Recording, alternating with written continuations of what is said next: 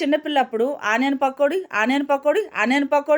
ఏంటి ఆ కోర్టులో కనుక జడ్జి ఆర్డర్ ఆర్డర్ ఆర్డర్ అన్నట్టు అంటున్నావు ఆనియన్ పకోడీ అని. నా చిన్నపిల్లప్పుడు పకోడీ అంటే ఆనియన్ పకోడీ అంతే, ఇంక నే పకోడీ కూడా నాకు తెలియదు. ఇప్పుడు పిల్లలకి పకోడీ చేసేదమ్మా అని అడిగామనుకోండి, వాళ్ళు ఏం అడుగుతారు తెలుసా? చికెన్ పకోడీ చేయ మమ్మీ అని అంటారు. నేను చిన్నపిల్లప్పుడైనా కాదు, పెళ్లి కాక ముందు వరకు కూడా అసలు చికెన్ నోట్లో పెట్టుకున్నది లేదు నేను. నాన్ వెజ్ లో మటన్ అసలు ఎలా ఉంటది, అది దాని టేస్ట్ ఎట్లా ఉంటది, దాని కలర్ ఎట్లా ఉంటది, అసలు అది ఏంది, మటన్ అంటే ఏంది నాకైతే అసలుకి ఏమీ తెలియదు.